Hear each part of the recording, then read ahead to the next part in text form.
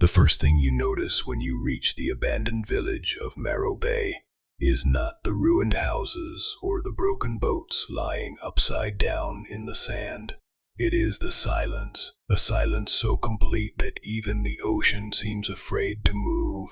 The waves still arrive, crawling over the shore with a slow, unnatural rhythm, but they make almost no sound when they touch the land. It is as if the sea itself is holding its breath. I first heard about Marrow Bay from an old fisherman who refused to tell me the full story. He only said one thing before walking away from me at the harbor: "Don't listen if the water starts calling your name."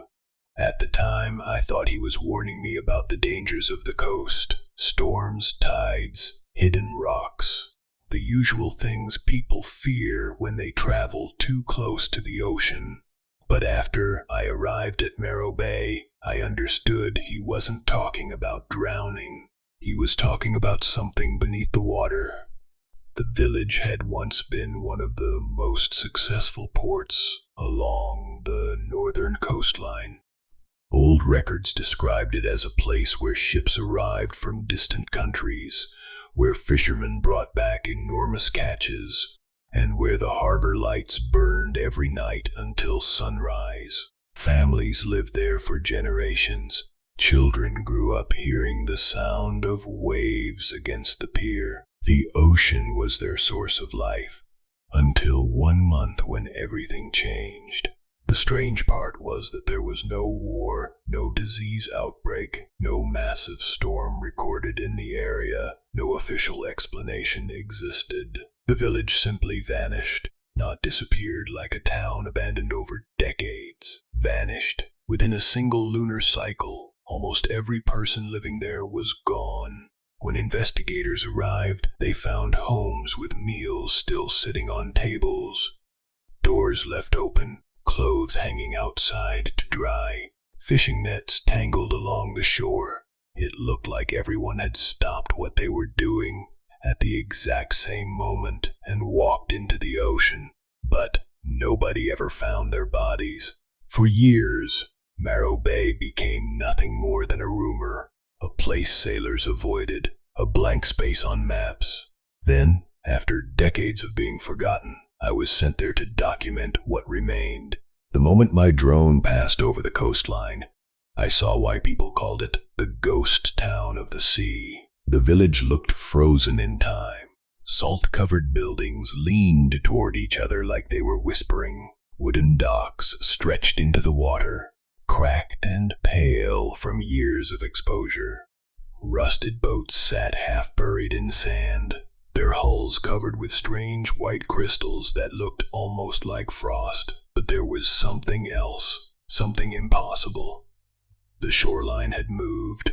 The old village maps showed the pier standing almost 50 meters away from the waterline. But now, the ocean reached the first buildings. Some structures had been partially swallowed by the sea. Stone walls rose from shallow water like the remains of something ancient.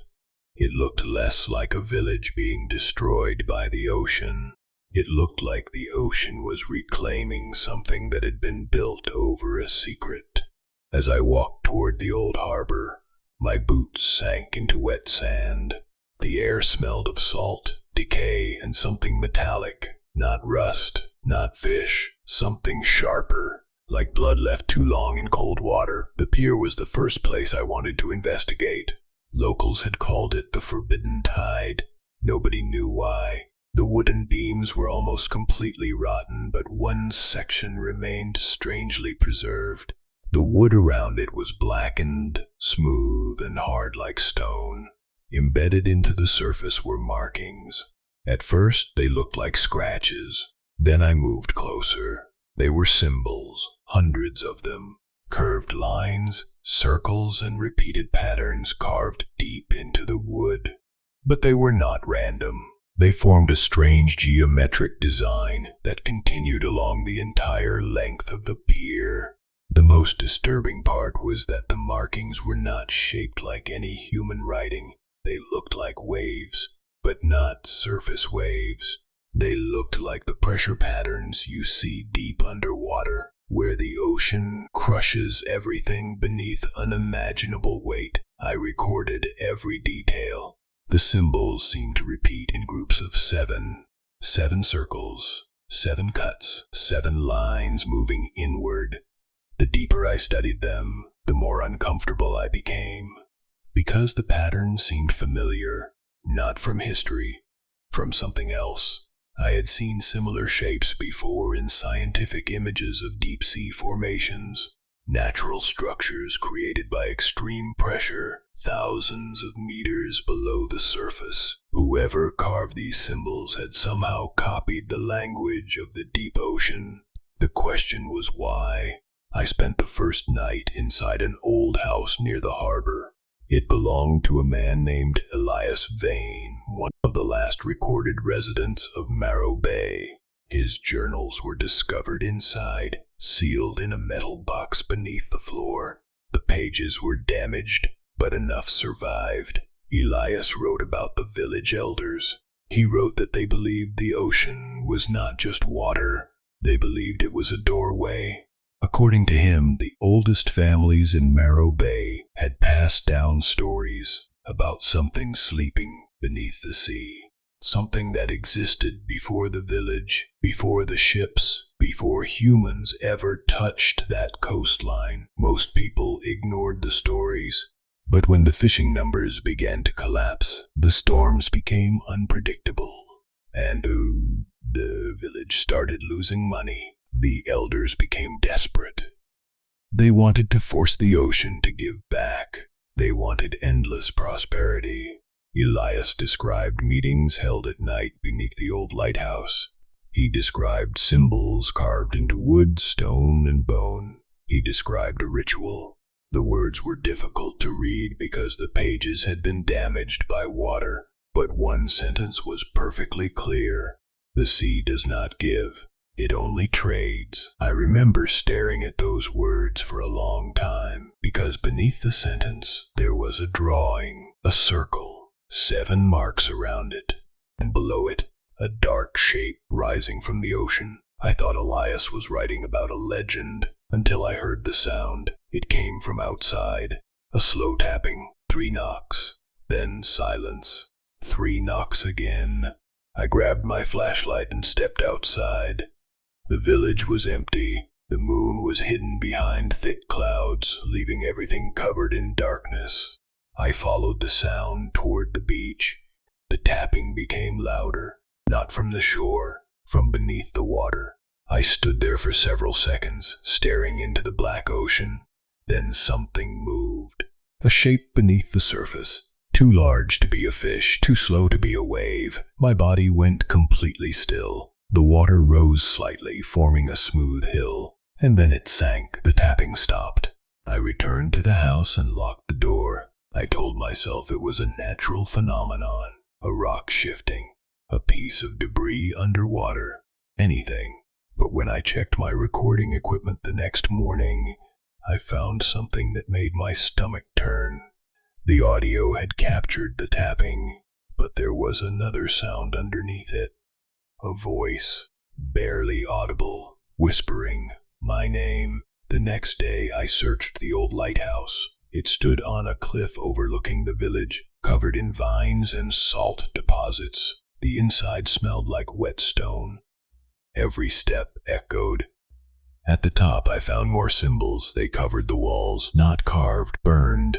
The same 7-circle pattern appeared again and again, but this time there was something different. The symbols were connected to drawings of human figures, people standing around the ocean, their arms raised, their faces turned toward the water, and beneath them was a shape, a massive black figure with no clear form. I felt a strange pressure in my ears while looking at it, like I was descending underwater. Then I noticed something written along the bottom of the wall, a warning. Not in the old language. In English, someone had written it much later. They did not summon it, they woke it. I stepped back, because that meant someone else knew. Someone had come here after the village disappeared. someone who survived. Inside the lighthouse basement, I found a hidden chamber. The door was almost impossible to see because it blended into the stone wall. Behind it was a room filled with old equipment, broken lanterns, and hundreds of pages scattered across the floor. The air was freezing. At the center of the room was a large stone table. On it sat a journal, newer than Elias's. The first page had a name, Thomas Vane, Elias's son. According to records, Thomas was listed among the missing, but his journal was written years after the disappearance. I started reading. Thomas wrote that he had discovered the elders' true plan. The ritual was supposed to control the thing beneath the sea. They believed it could create endless fish, calm storms, and protect the village forever. But Thomas realized the symbols were not instructions. They were a language, and the village elders had been speaking to something that was already awake. The ritual was not a request. It was an invitation. Thomas wrote that on the final night, every person in Marrow Bay gathered at the pier. The moon was full. The ocean became perfectly still. Not calm, still. As if the entire sea had turned into glass. The elders began chanting. The symbols on the pier started glowing with a pale blue light. And then the water moved, not like a wave. Like something underneath had opened its eyes. People began screaming. Some tried to run. Others walked into the ocean willingly. Thomas hid inside the lighthouse. He watched as the village disappeared, but he also wrote something worse. The people who walked into the sea did not look afraid. They looked relieved, like they were finally going home. I stopped reading, because outside the lighthouse I heard footsteps. Slow, heavy, wet. Someone was climbing the stairs. I turned off my flashlight. The footsteps continued. One step, another, closer. I could hear water dripping onto the floor. I held my breath. The footsteps reached the door and stopped. For almost a minute, nothing happened. Then the handle moved. Slowly, the door opened, but nobody was there. Only a trail of seawater leading inside. The trail continued toward the journal, then stopped beside it. I ran. I didn't even think. I grabbed my equipment and left the lighthouse as fast as I could. The village had changed. The fog had appeared without warning. The buildings looked different, closer. The paths between houses seemed longer than before. I walked back toward my vehicle, but every street looked unfamiliar. Then I saw something that made me stop. The houses, the windows, the doors, every single one was facing the ocean. Not the road, not the village center. The ocean, like the entire town had been built to watch something beneath the waves. My radio turned on by itself. Static filled the air. Then a voice came through, an old voice whispering, "Come back." I dropped the radio, 'cause the voice sounded exactly like mine. The ocean was louder now. The waves finally made noise. But they weren't crashing, they were moving in rhythm. 7 waves, then silence. 7 waves, then silence. The same pattern as the symbols. I reached my vehicle, but before I could start the engine, I saw movement near the pier. A person standing there, facing the water. I grabbed my flashlight. "Who's there?" The figure slowly turned. It was impossible. The face was pale and swollen from the sea. But I recognized him. Thomas Vane. The missing man from decades ago. He looked exactly like the photograph in the records. Not older, not changed, just wet. He looked at me with terrified eyes, then he whispered, "You have to leave before it notices you. I couldn't move. What are you?" His expression changed. Not anger, fear. "I'm not the one you should be afraid of." The water behind him began rising. Not a wave, a wall, a dark shape underneath. Thomas looked back, and for the first time I saw true terror on his face. "It learned your voice." The ocean exploded upward. I ran. I don't remember reaching the vehicle. I only remember the sound, a sound like thousands of people whispering from beneath the earth. The car finally started, and I drove away from Marrow Bay without looking back. But the strange thing is, I checked my cameras later. The footage from that night was damaged. Most of it was corrupted, except one file. The final recording from the drone. It showed the village from above, the ruins, the ocean, the empty streets. And then, at exactly 3:17 in the morning, the entire village disappeared beneath the water. Not slowly, not from flooding. The land itself sank, as if something below had pulled it down. The last frame before the signal died showed the ocean's surface, and beneath it, thousands of pale shapes, human shapes, standing in the darkness, watching upward. I never returned to Marrow Bay. No one officially knows what happened there.